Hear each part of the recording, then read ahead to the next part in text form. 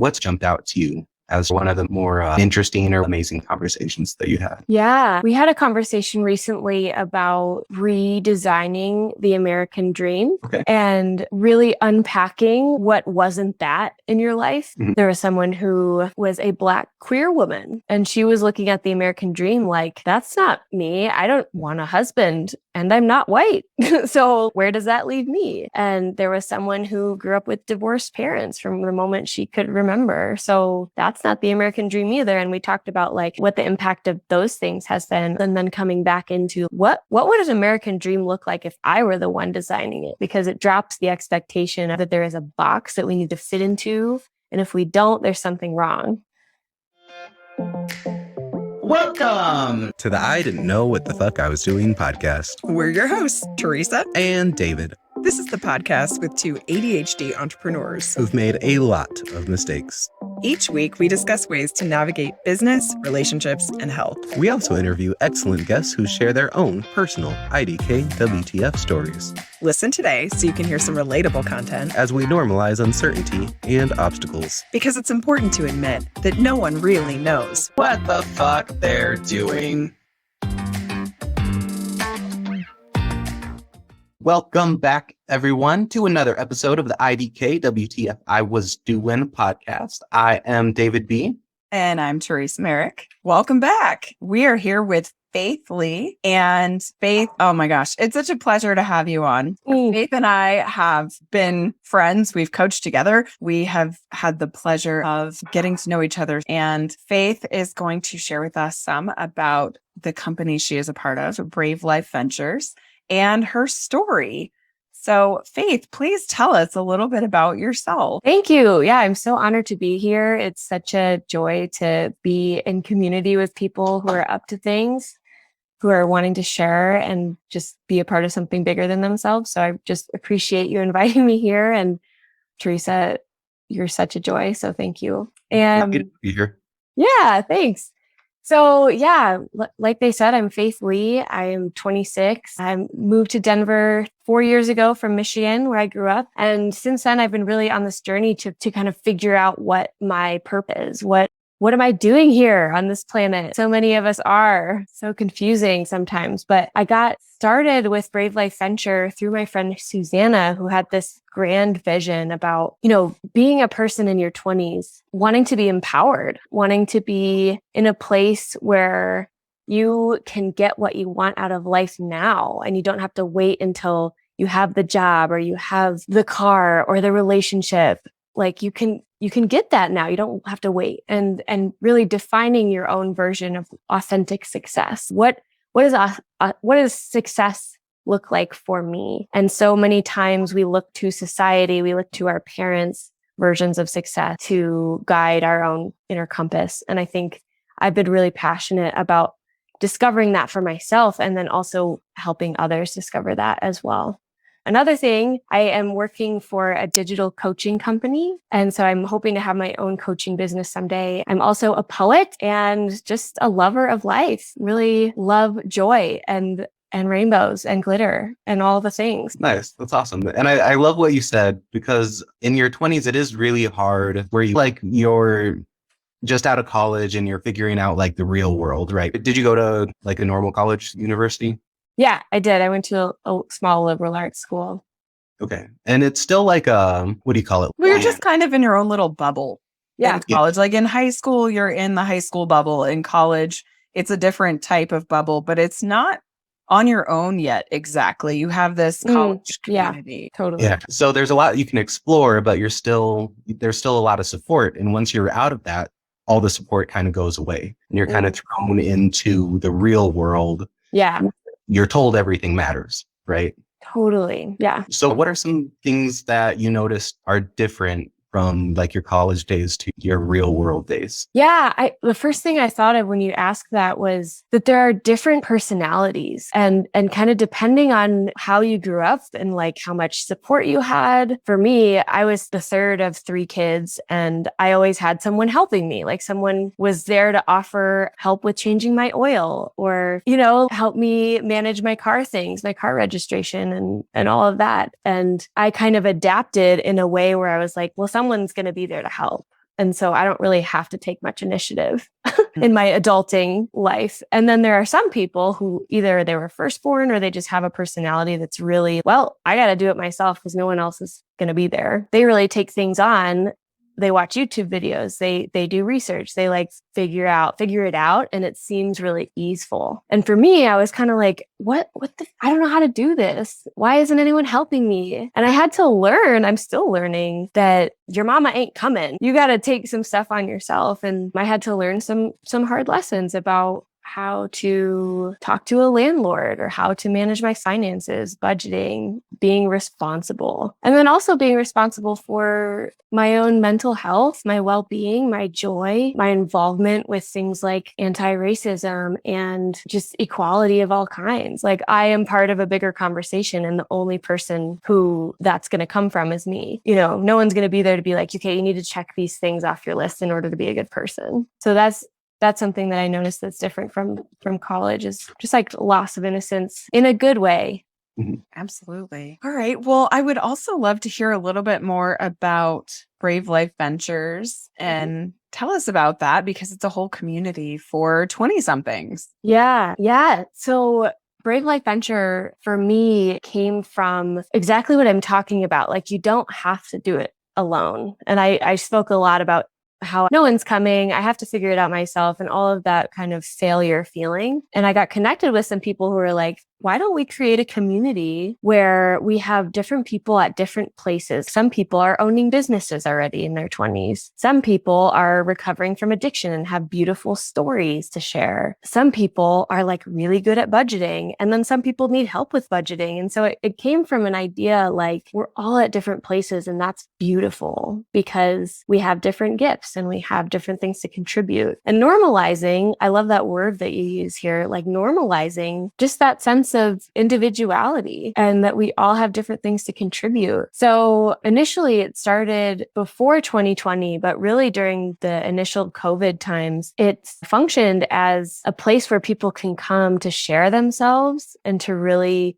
connect with other people who are interested in similar things. Like there was a well-being coach who was there. There are musicians, there are entrepreneurs, there are people who have a lot to give but don't know how to give it, people who want relationships, people who are looking for friends. And so really we started Zoom events where we'd come together and we'd have little breakout rooms where we'd talk about real life, brave conversations that not many people think they can have on a daily basis. Like, I really want to talk about my fear of death. Or like, I really want to talk about anxiety and depression. Like those are things that sometimes feel taboo and we shouldn't really go there. But this was a space where people could really be brave and feel like, oh, that's not so significant to talk about because everyone's dealing with it. So it's definitely evolved into a place where people can express themselves, like their fullest self-expression. We want to celebrate who you are and then discover themselves ongoingly. And that's through our podcast. That is through this coaching program that we're ramping up right now, and really listening to the community need. Like what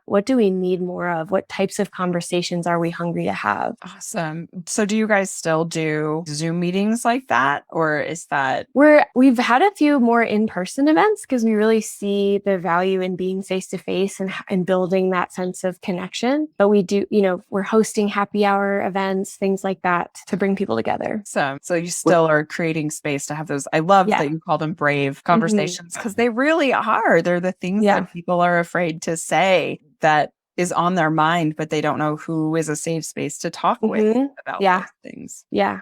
Absolutely. Yeah. I love seeing people feel that sense of normalcy or that empowerment to start a conversation like that. And that's kind of the intention, is to be like, we want to bring you into your life and create that permission to have a conversation if you want to. That's awesome. I think that's so important. And I think it's something people are gravitating towards more now than ever before, is just having these conversations that are just real. Yeah. And again, that's why we started our podcast as well, because especially on the entrepreneur side, so many people that quit or burn themselves out because they're either afraid to ask for help or they don't know how to ask for help. It's almost not okay to say, I don't know what I'm doing.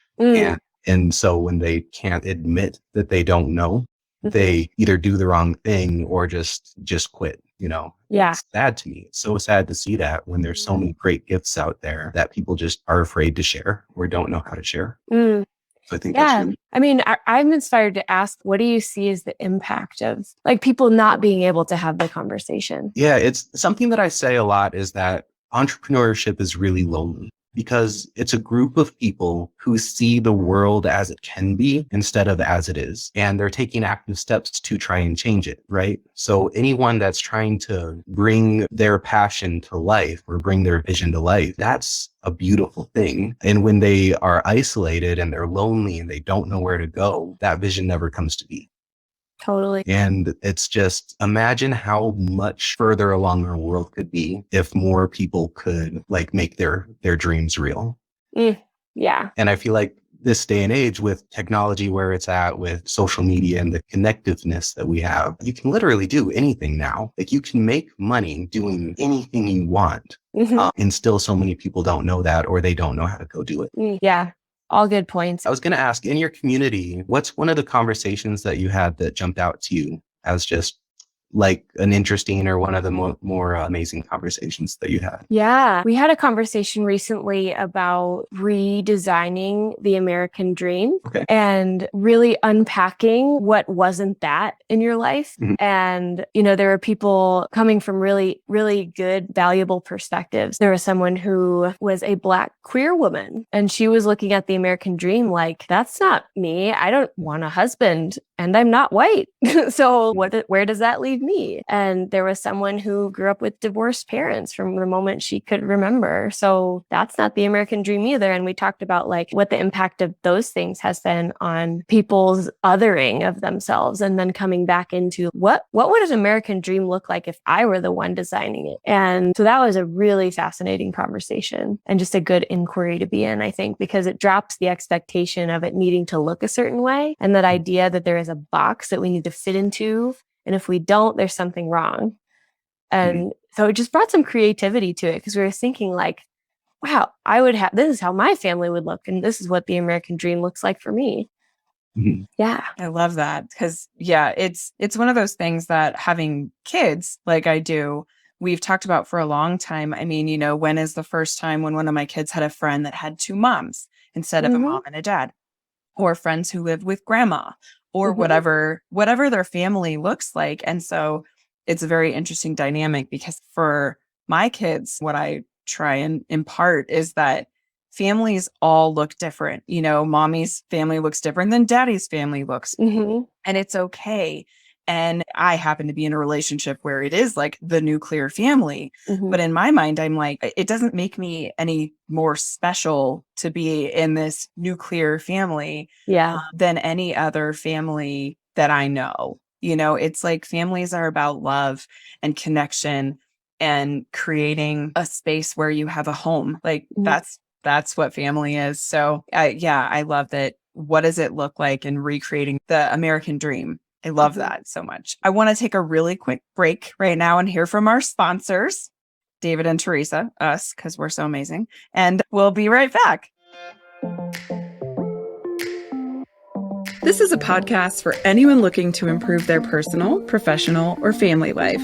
We craft these episodes so you can learn from or relate to our experiences and opinions. And we'd love to hear more about you. So if you're interested in connecting with us further, as well as other like-minded individuals, we recommend checking out our creatively named Facebook group, Colorado Entrepreneurs. You don't have to be from Colorado or be an entrepreneur to join, but it doesn't hurt. Just go to facebook.com/groups/Colorado Biz, that's BIZ, and send us a join request. Or check the link in the description and show notes below. Thanks for listening, and now back to the show. Welcome back. We're here with Faith Lee. And so Faith, it's been great hearing a little bit about your story, but I want to hear more about you. And we know where you're at now. So what did it take to get to where you are today? Yeah, thanks for asking. So I remember myself as someone who just didn't know what I wanted. And I had a lot of mentors growing up that tried to help me get to that, what my strengths were. My parents knew that I was good at writing. I was good in English. physics was hard for me. You know, I was a lot more drawn to the creative arts and literature. So when I was in college, I was torn between, do I step in and try to impress and be a psych major and go toward therapy and becoming a therapist someday? Or do I enter into the poli-sci realm and be a, you know, person in the government and help create policy and stuff like that? And really like chasing after things that I thought would be impressive or that people would think were qualified. And what I came out with was poetry. And I loved poetry. I love how creative it was, how calm it made me feel. And I started to really excel there and just creating community around poetry and being curious about other people's poetry in college. And so, but once I graduated, I had this English writing major and I didn't have a career path. Some people go and they get a degree in marketing and then they go on their marketing path. And some people go, you know, they have a next step after college, like they're going to go to medical school, that kind of thing. And I felt really like I wasn't there. So what I did was I moved to Denver because I knew that Denver was the place.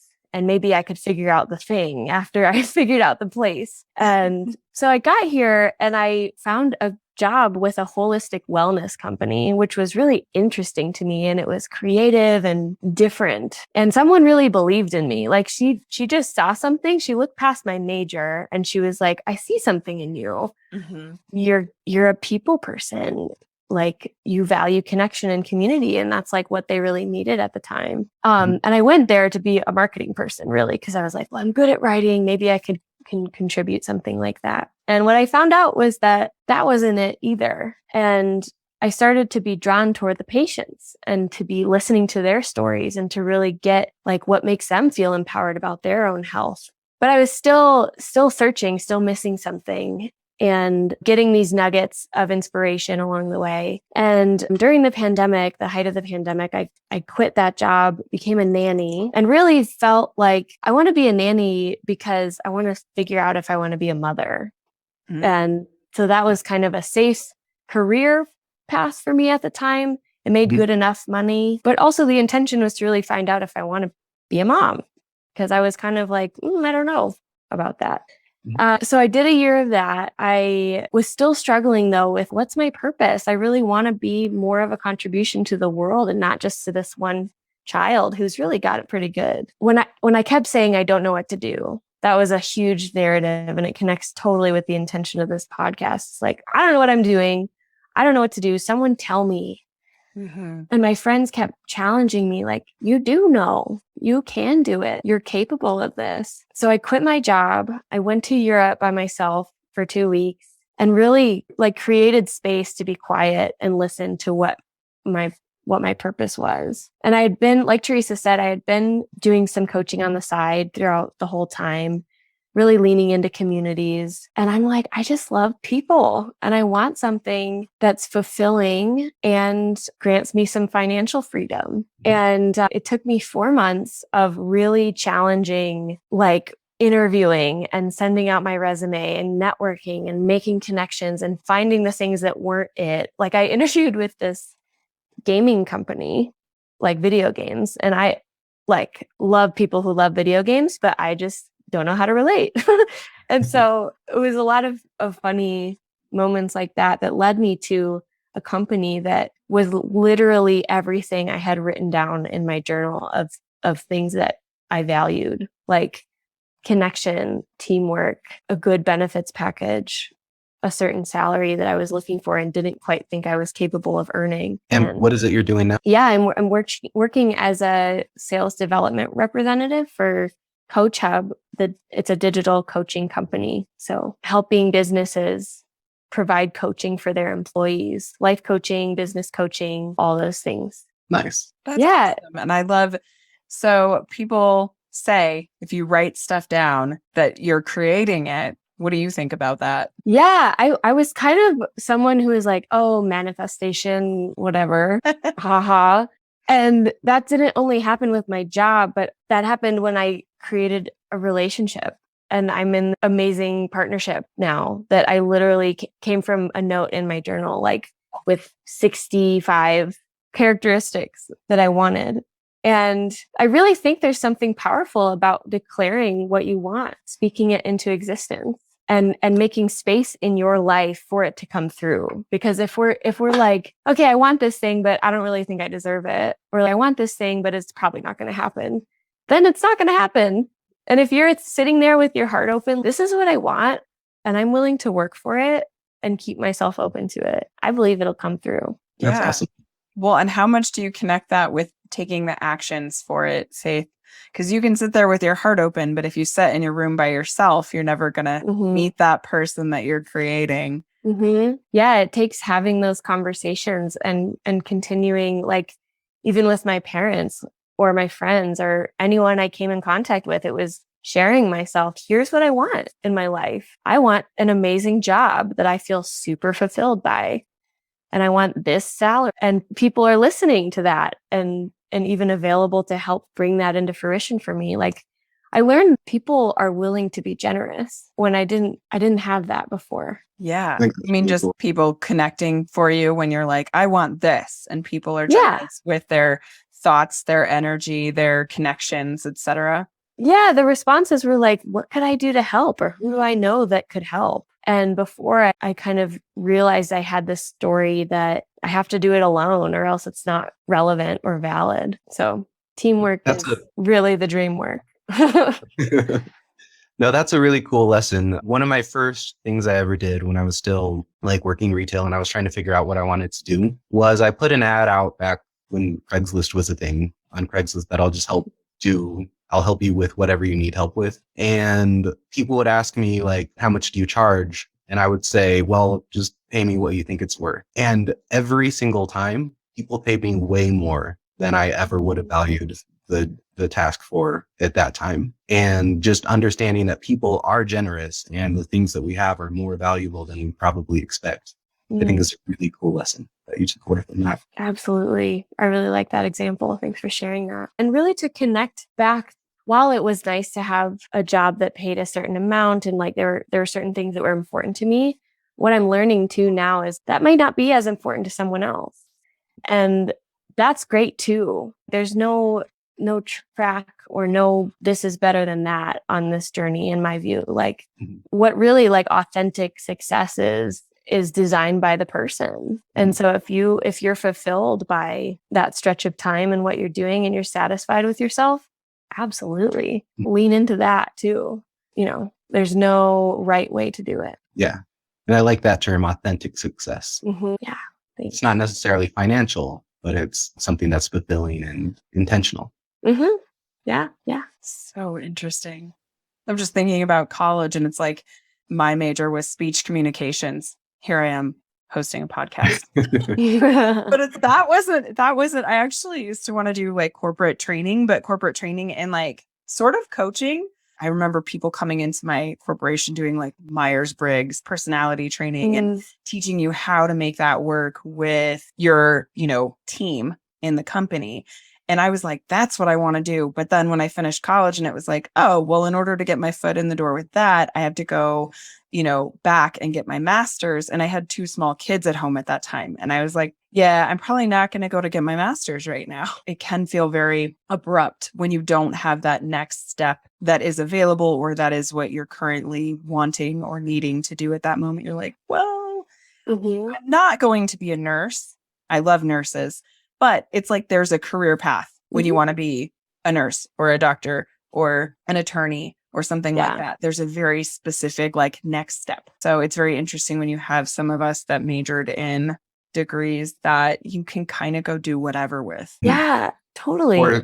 Or started down a path and then halfway through decided that that's not what they want to do. Yeah, well, and some people grow up like with such clarity about what they are going to do.